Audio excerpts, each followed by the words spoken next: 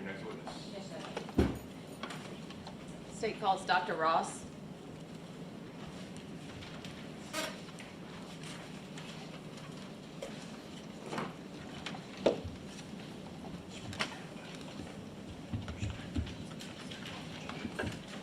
Step forward, Dr. Ross.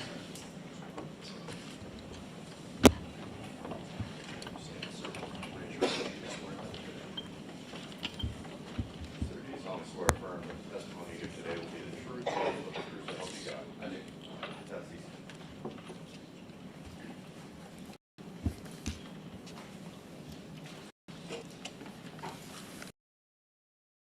Dr. Ross, will you state and spell your first and last name for the jury, please? Marco, M-A-R-C-O, Ross, R-O-S-S, Dr. Ross, where are you employed? at the West Tennessee Regional Forensic Center How long have you been there? since March of 2007, What is your current title or position? Chief Medical Examiner and Forensic Pathologist. How long have you held that position? I've been the Chief Medical Examiner for approximately 3 years now, as Forensic Pathologist since I started there, What are your duties as the chief medical examiner? to oversee the operations of the West Tennessee Regional Forensic Center and to direct the activities of staff pathologists. Can you tell the jury a little bit about your educational background before becoming the chief medical examiner? I received my medical degree from Tulane University in 1985. I then completed a residency in general surgery at the University of South Carolina in 91, and then served as a surgeon in the U.S. Navy from 91 to 95. Following that, I completed a residency in anatomic and clinical pathology at the University of Vermont in 1999, and a forensic pathology fellowship at the University of North Carolina in 2000. Following that, I served as a medical examiner in Phoenix, Arizona for 2.5 years, then Spokane, Washington for 4.5 years before coming to Memphis. And as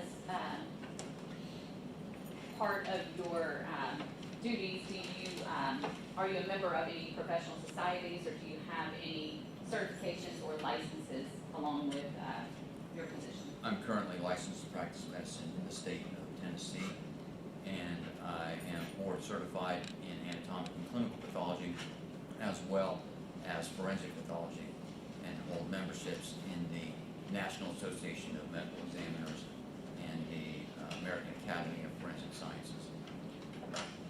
Dr. Ross, can you tell the jury a little bit, as a medical examiner, what do you do on a day-to-day basis? What are your actual job duties? We are responsible for evaluating those deaths that occur either due to unnatural means or are sudden and unexpected deaths, or deaths that occur without the attendance of a physician. Do you perform autopsies? Yes. And tell the jury a little bit about how you go about doing that.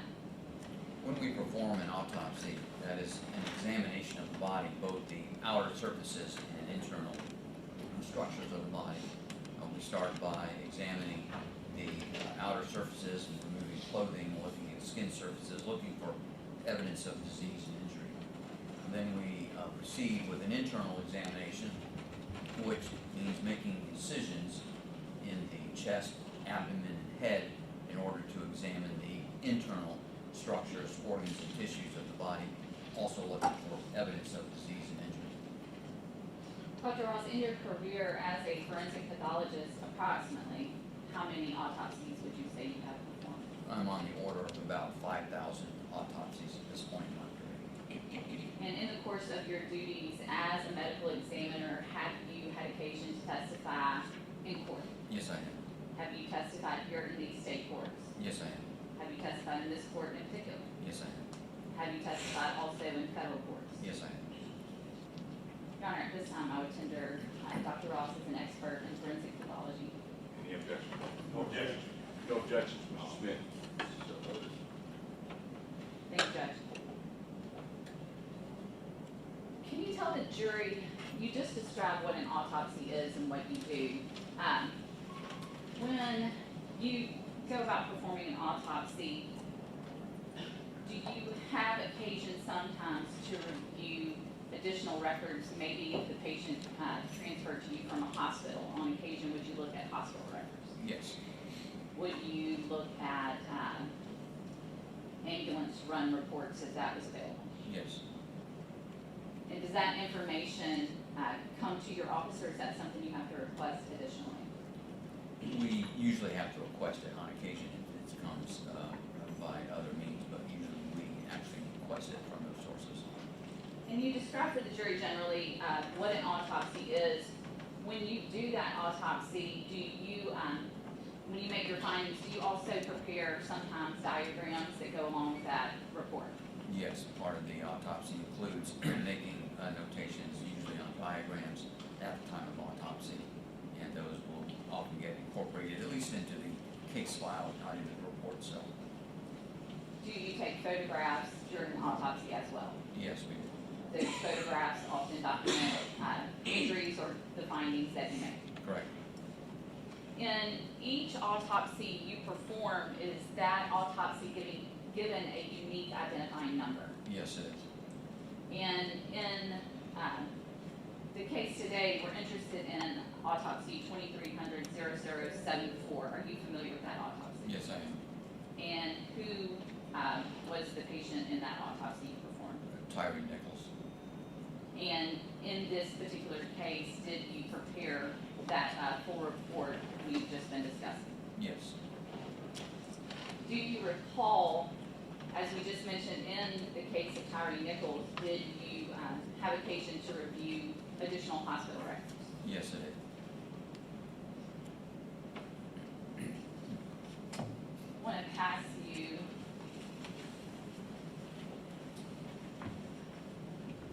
a document.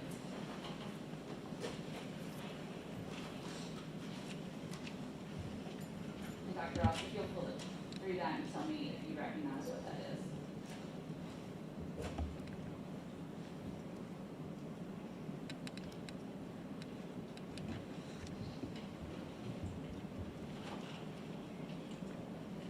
These are copies of our report of investigation, the autopsy report, the neuropathology consultation report, the toxicology reports, associated diagrams, as well as an evidence release report and a copy of the death certificate. Does that appear to be a full copy of the autopsy report for Tyre Nichols? Yes, it is. Your Honor, I would ask that this be marked as the next number exhibit. Objection.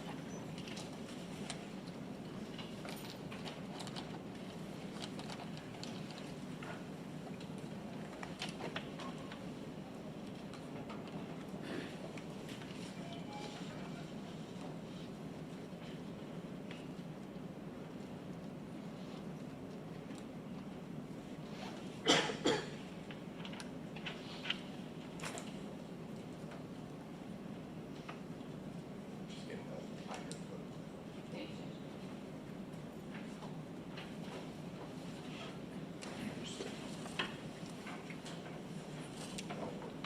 May I first?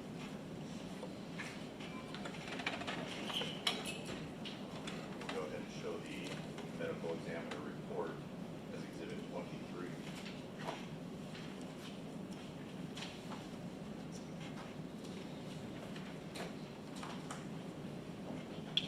Dr. Ross, did you bring your own copy of that report with you for today?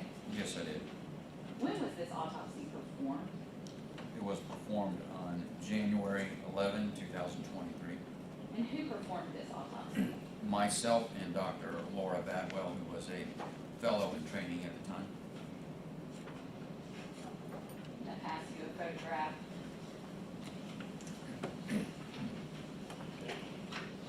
Sorry, Brent.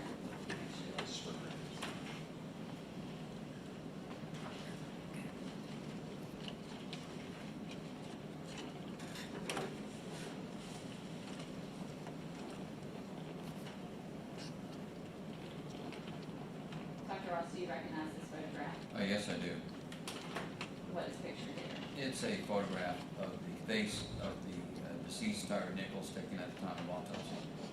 Does it also have that specific autopsy number that you mentioned earlier? Yes, it does. And does every photograph that's taken during the autopsy have that identifying number in it? Yes, it does. Your Honor, I would ask this be marked as the next exhibit. Any objections? No objection.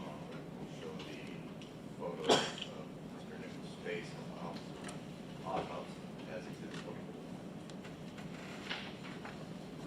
Your Honor, permission to publish.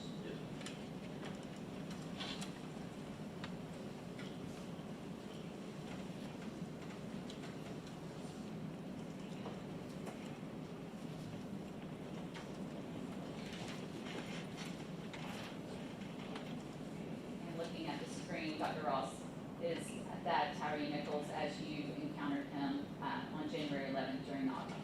Yes, it is. Dr. Ross, you mentioned when you go about to perform an autopsy, you first start with an external examination and then do the internal examination. So I want to start today with the external examination.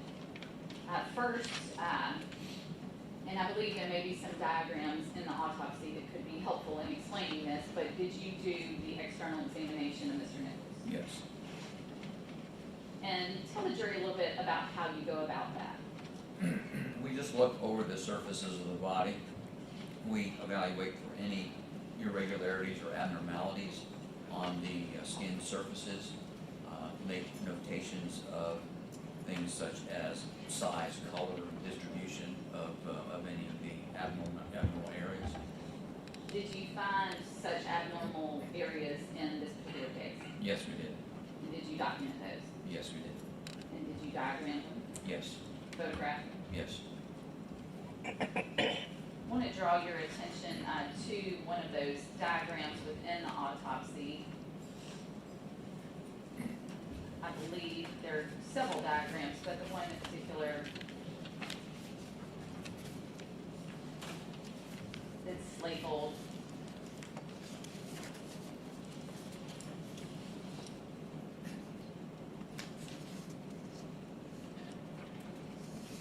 first, let's start with external evidence of injury.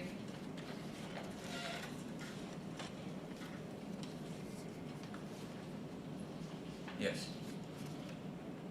And Your Honor, this is part of the autopsy that's been admitted. I'm asked permission to publish that diagram so the jury can follow along. And if I could also pass Dr. Ross a laser pointer in case it may be useful. It sure works. Wasn't working yesterday. And Dr. Ross, we may need to test that that's, I think we have to point it at the screen to see if it's working.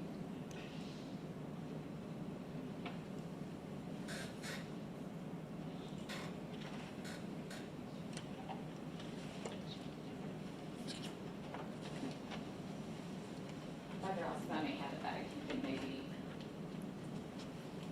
Thank you.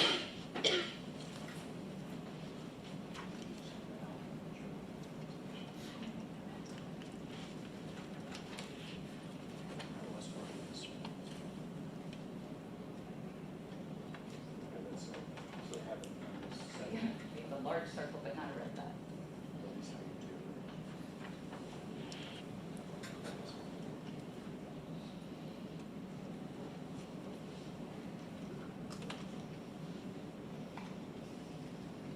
Well, Dr. Ross, we may have to do it without a laser pointer.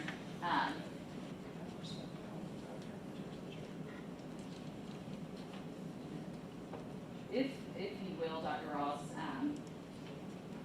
if you would step down, and I have a copy of that here, sort of discuss with the jury, and I apologize,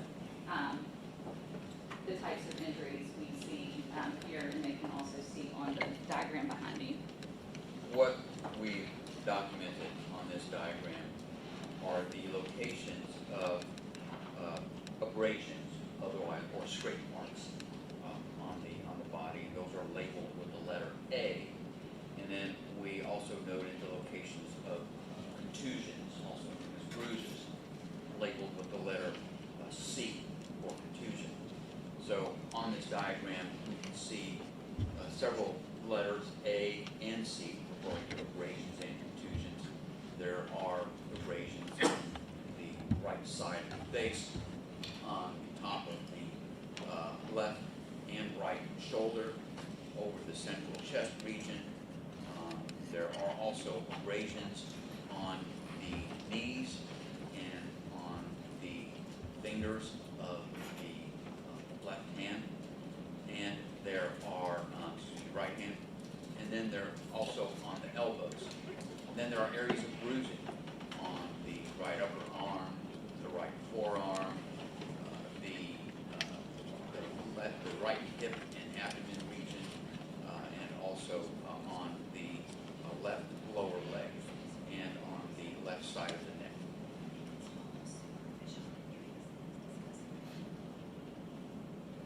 And those injuries you just discussed, would these be more what we may refer to as superficial injuries, as you mentioned, bruising, but then the abrasions are just sort of scraping type injuries? This is what we see on the surface of the skin, and some of it remains a little bit more superficial and limited to the skin. Some of it is continuous with deeper injuries of the body. And is that something that you can then learn more about as you do your internal examination? Correct. If you'll resume your seat on the witness stand, I'm going to pass you, Dr. Ross, some photographs of those injuries you just discussed.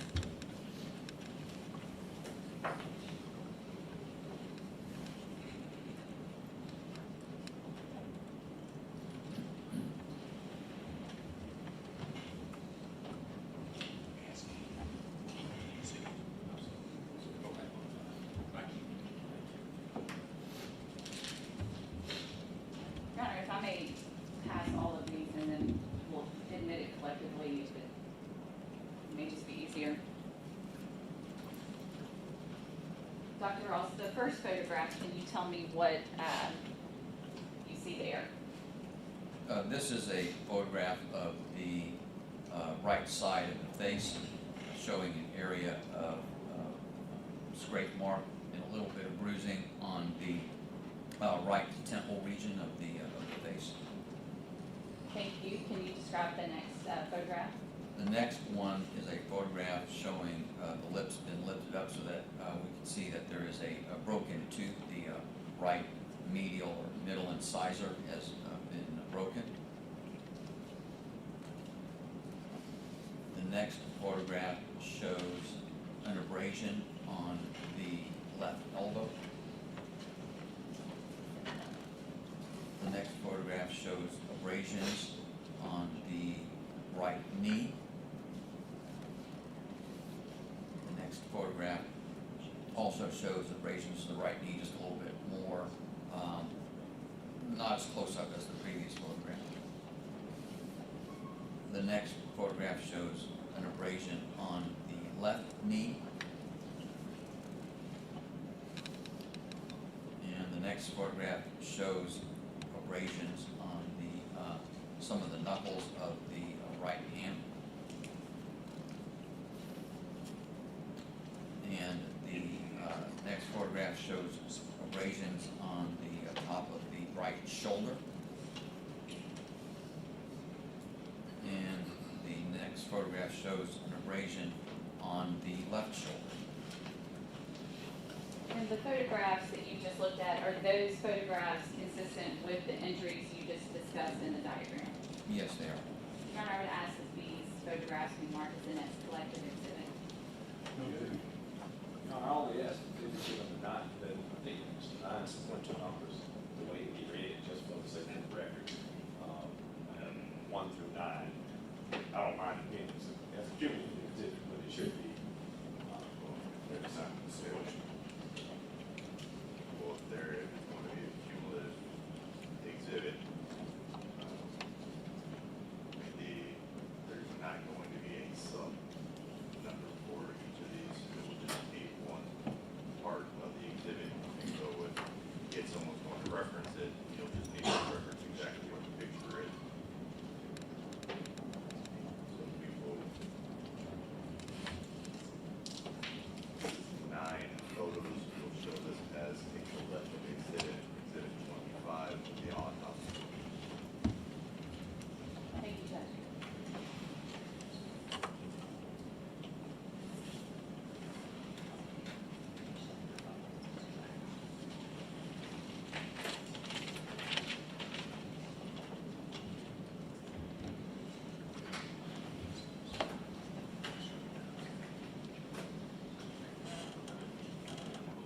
I may publish to the jury, and again, if I could just have Dr. Ross step down and with each photograph, show the jury what he's describing. Thank you, Judge.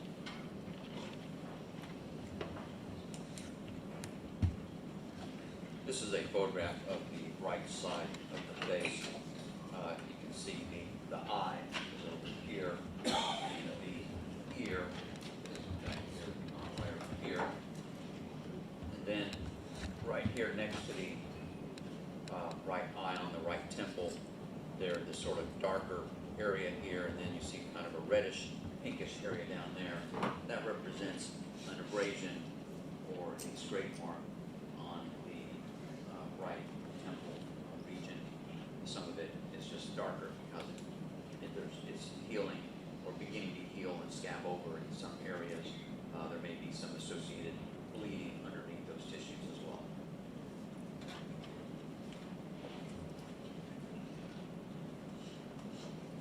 This is a photograph where we have lifted up the upper lip to show that the tooth on the right side, the incisor tooth, has been broken. You can see that the one on the left side is intact, the one on the right side is a broken tooth.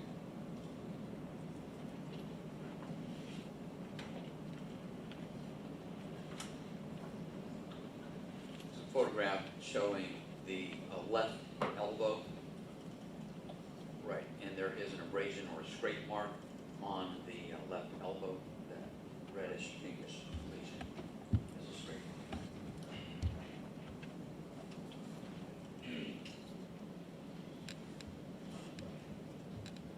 It's a photograph of the right knee.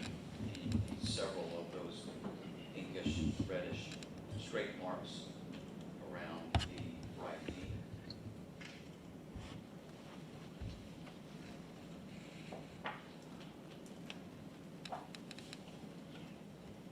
Another photograph of the same injury, just taken further back so you can see it relative to the rest of the leg above and below the knee area.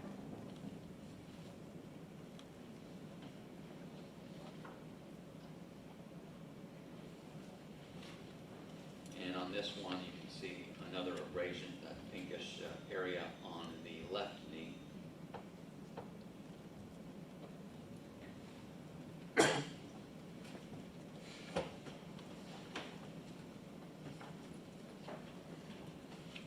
And these are some scrape marks on the back or knuckle area of the right hand.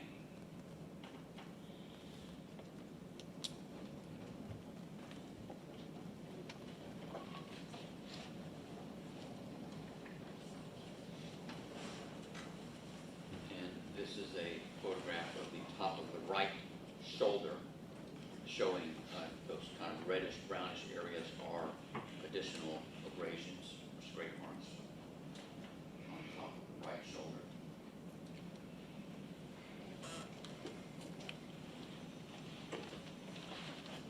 And this is on top of the left shoulder, showing another area of abrasion, that reddish brown area. Abrasion.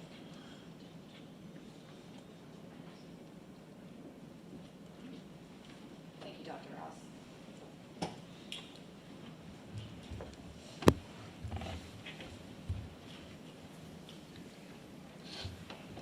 I want to draw your attention to another diagram in your autopsy report labeled injuries at the top. If I could pass you, I know you have your report as well, copy.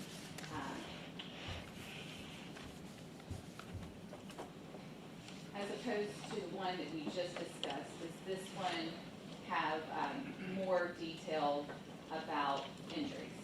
Yes, the previous diagram simply showed the locations of the injuries. In this diagram, we are including a description of the injuries, primarily that of size and coloration of the injury. And is that what the notations, on several of these notations, there's numbers out to the side? Can you tell the jury what that? Yes, those numbers refer to the dimensions or size of that injury in inches.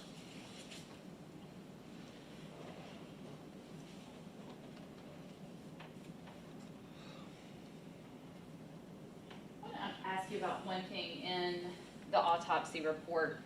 It says that, it says that Mr. Nichols was 73 inches tall and weighed 209 pounds. Correct. If the information was that Mr. Nichols weighed much less prior to this incident, is there any explanation upon your contact with Mr. Nichols, why he would weigh that amount? Because of the amount of fluids administered to him medically during his hospitalization.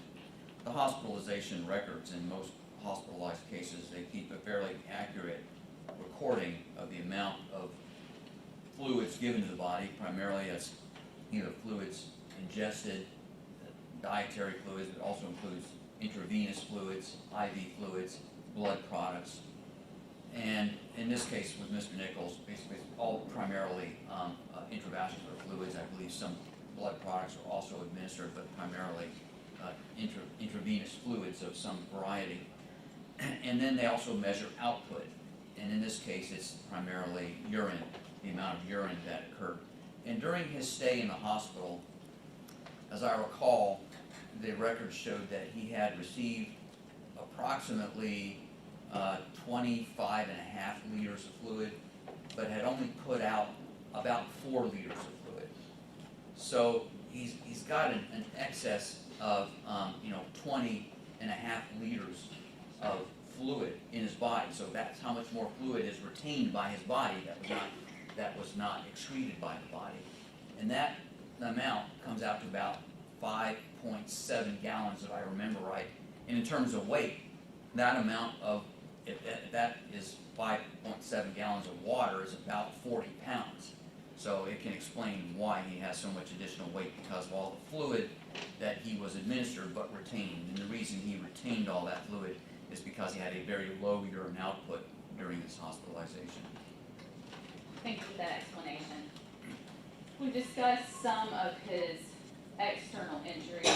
Dr. Ross, I want to move now to the internal examination. I want to focus primarily on what your findings were regarding the examination of the head and neck area. Yes. What the internal examination of the head and neck showed was that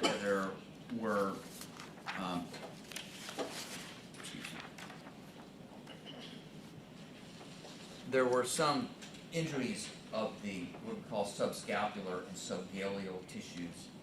These refer to, on the scalp of the head, you have areas primarily just kind of underneath the skin. Those are the subscapular tissues. And then there's this layer of kind of more fibrous tissue that covers the skull, sort of between the skull and the skin. That's called the galea.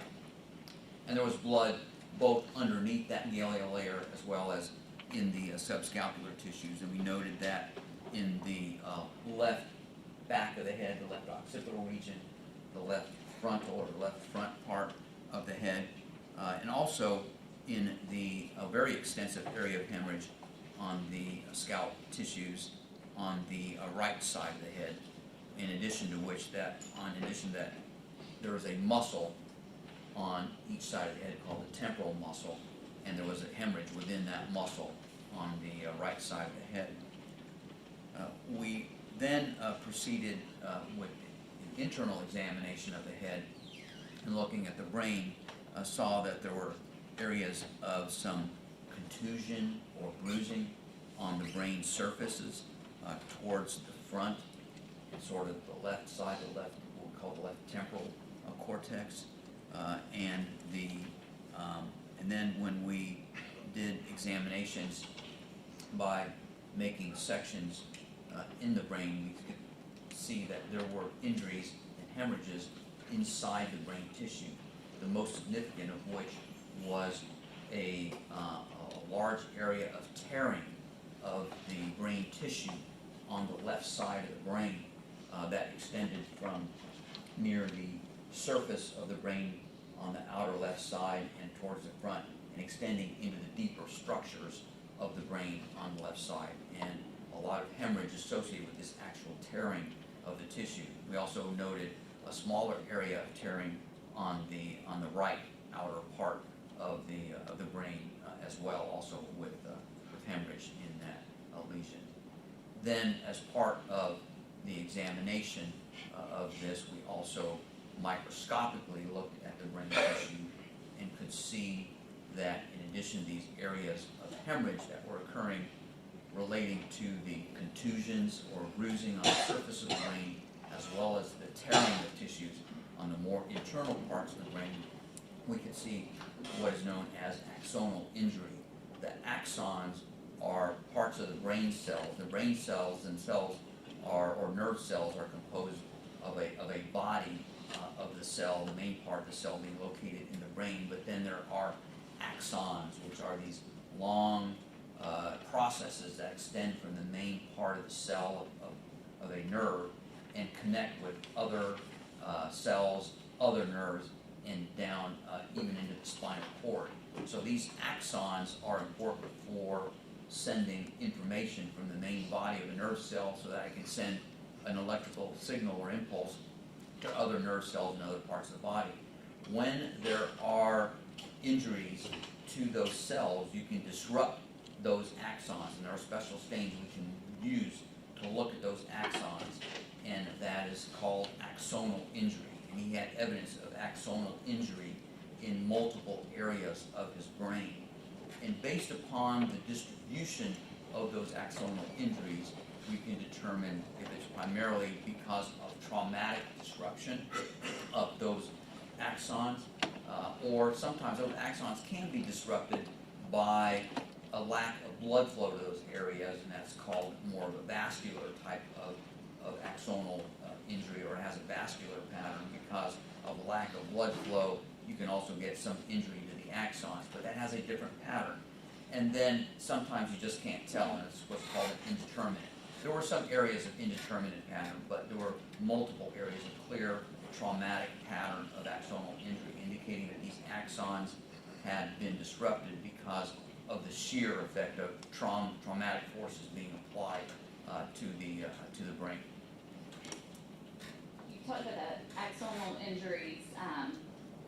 When you discussed the hemorrhaging, but also the tears within the brain, I think in your report it's referred to as torsional injury.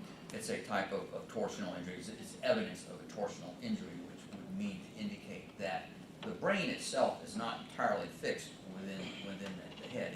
It can shift because the brain is surrounded by a layer of fluid called cerebrospinal fluid, which allows the ability of the brain to shift around a little bit independently of your movement of the skull.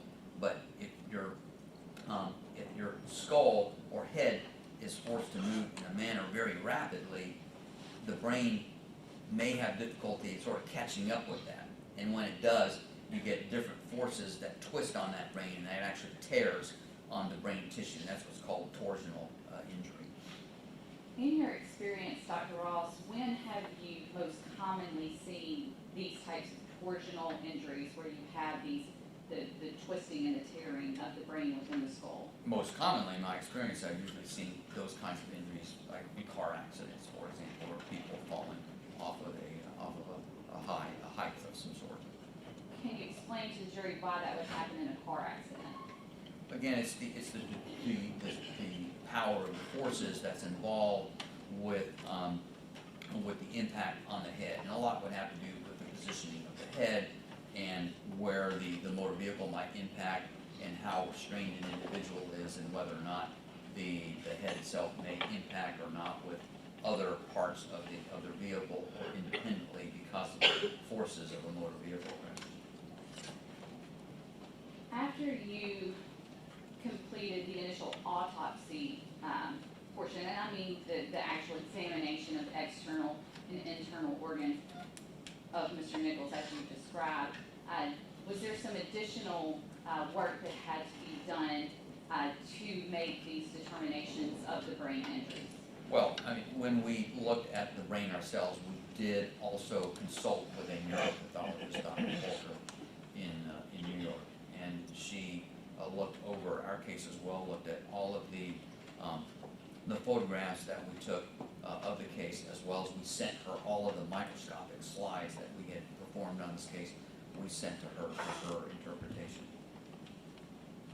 Did you also, after completing the autopsy and conferring with the neuropathologist, did you view the video, any video in this case? Yes, And was that what we refer to as a skycop video or pole cam video? yes, I believe so. Your Honor, if I may show that video to Dr. Ross now.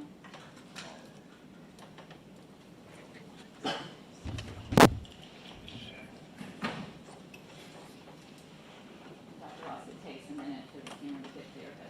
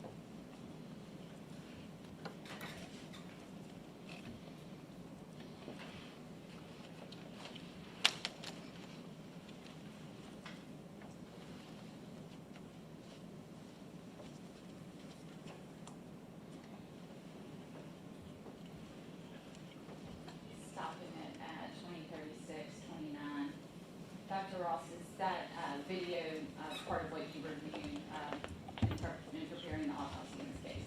Yes. What you see on that video, is that consistent with the injuries you found when you did the autopsy? Yes, it is.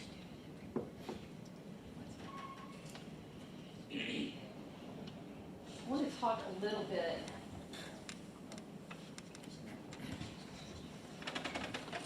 and starting with the external injuries we discussed. You've explained to the jury, you've seen some photographs. What you see on that video, tell the jury what you saw on that video that's consistent with those injuries. Primarily, all of the in blows that he received or from the other individuals. He received blows to the back into the arms that would account for some of the bruising, as well as the areas of hemorrhaging that we saw deep in the muscular tissue during the autopsy. And then the impacts to the head, and both some kicking and fist punching of the head that caused direct impacting to the brain, which would lead to bruising of the brain surfaces, as well as some of those blows did result in sort of these twisting maneuvers of the head that would have resulted in the torsional injuries that we saw within the brain.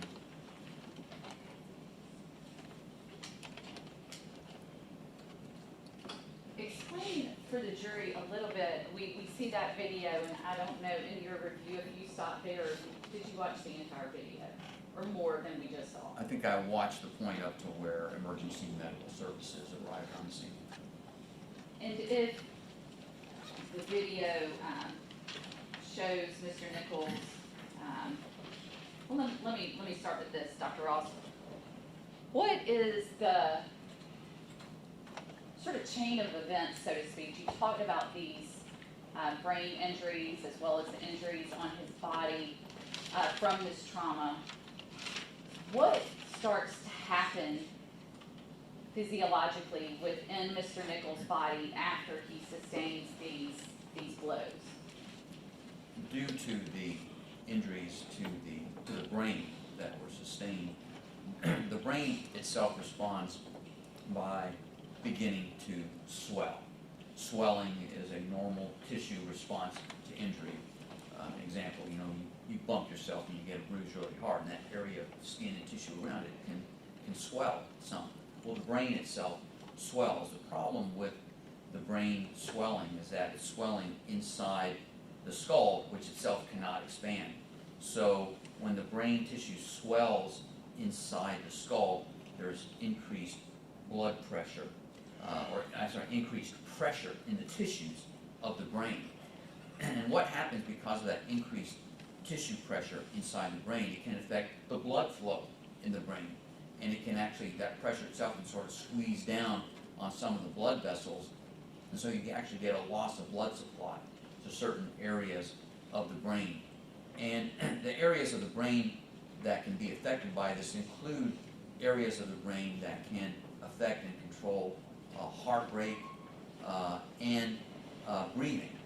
And so head injuries such as this with the swelling can lead to a cardiopulmonary arrest, which is what occurred in Mr. Nichols' case. He was transported to the hospital, and with resuscitation measures, they were able to resuscitate him to the point where his heart activity returned, but there was persistent brain injury. He remained comatose during that, even after resuscitation. There was some activity that made them concerned that he might be having a little bit of seizure activity. They used some seizure medications, but subsequently, over the next few days, he progressed to the point where they determined that he no longer had any brain activity and was pronounced brain dead.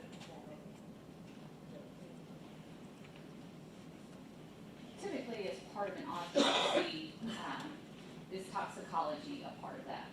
Yes. And in this case, are there toxicology reports for Mr. Nichols? Yes, there are.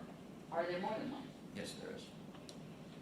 When and what is used to perform those tests?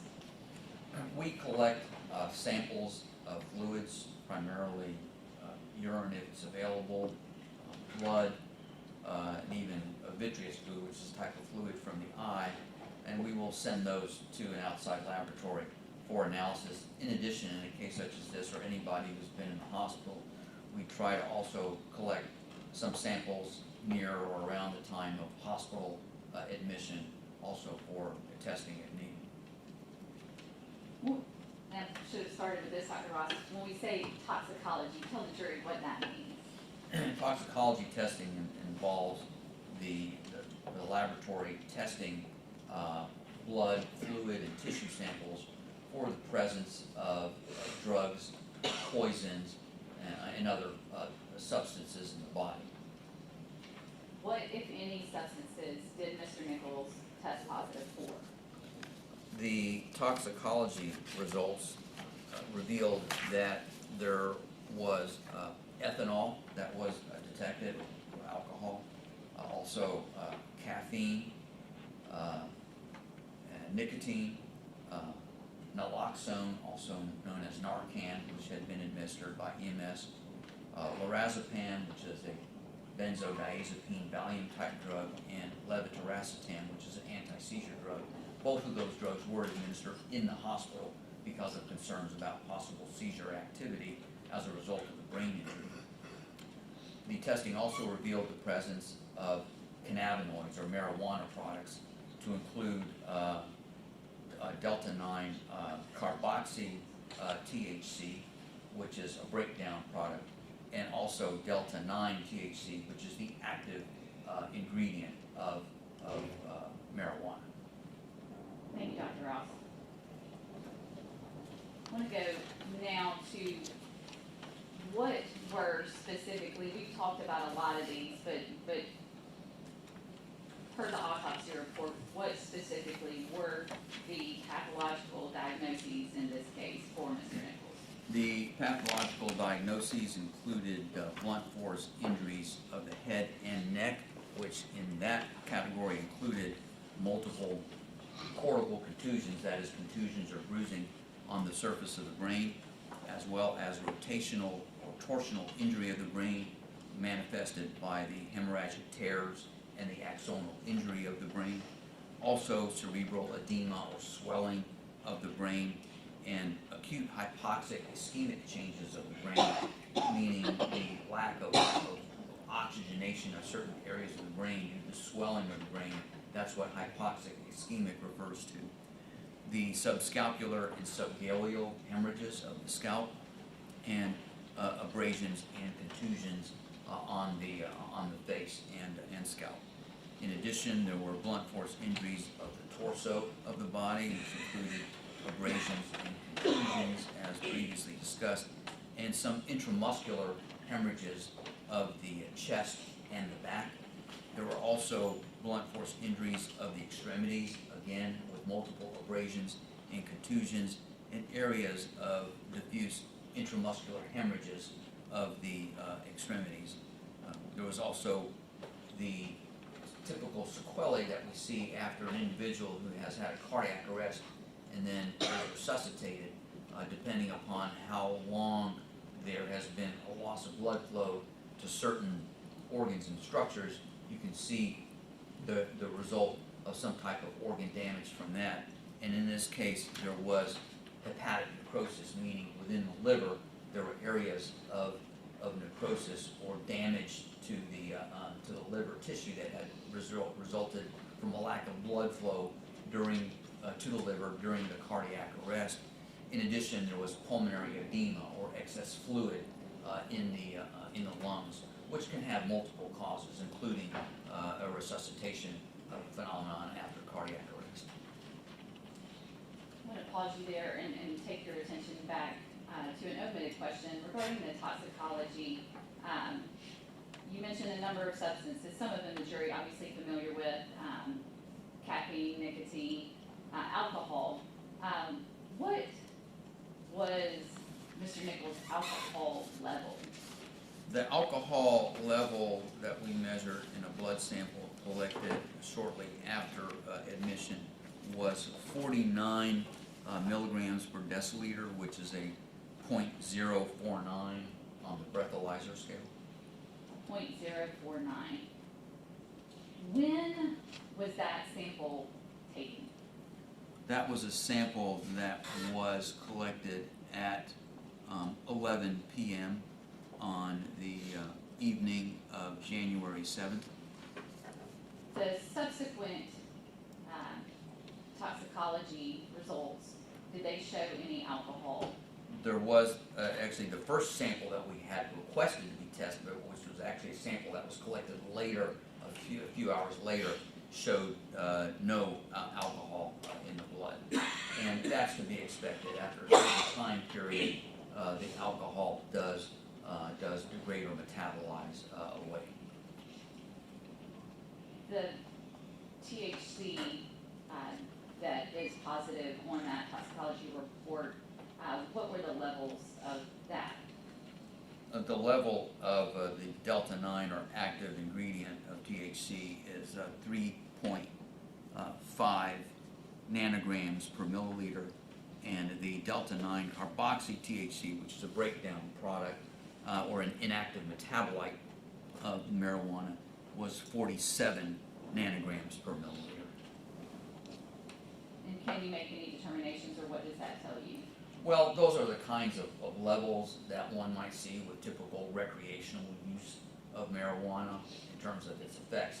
It can be quite variable depending upon a person's use of the drug in the past.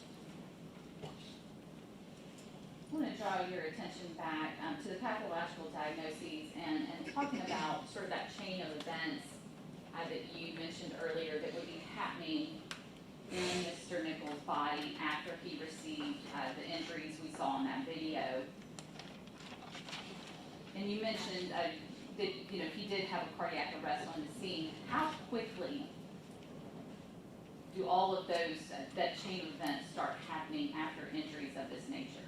Well, with the injury to the brain, it can be quite variable from individual to individual depending upon the degree of initial injury to the brain, excuse me, and how much that can affect the areas that particularly may have some impact on respiration or breathing and cardiac activity. So there's a lot of variables that go into how quickly brain injury can result in cardiac arrest. In some cases, it can be virtually instantaneous. In other cases, it may take hours to get to that point. Once the cardiac arrest occurs and there's a lack of blood flow, then that further injures other areas almost immediately, such as in his case, it's a superimposed already on pre-existing injury of the brain, as well as impacting the liver and particularly the kidneys in his case as well. That's one of the reasons why he had such a low urine output during his hospitalization, is because of what's called acute renal failure, or kidneys were shutting down because they had been injured as a result of lack of blood flow during the time of the cardiac arrest. And so because we do know that he went into cardiac arrest on the scene, we do sort of have a timeline for what happened to Mr. Nichols. And then, as you mentioned, the next thing that starts to happen within the body is organ failure. Is that fair to say? Correct.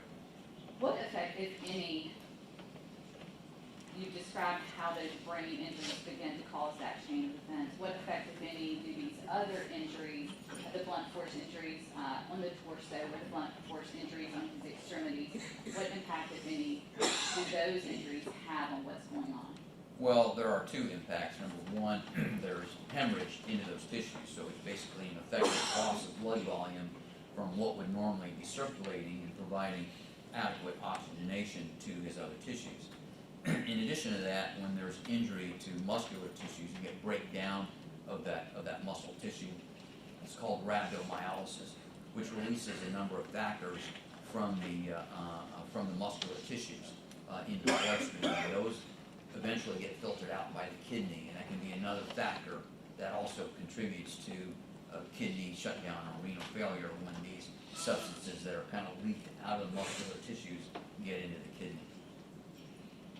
Dr. Ross, based on your findings in this autopsy report, ultimately, what was the cause of death? The cause of death was certified as blunt force injuries of the head. What was the manner of death? The manner of death was certified as a homicide. One moment, please, Your Honor.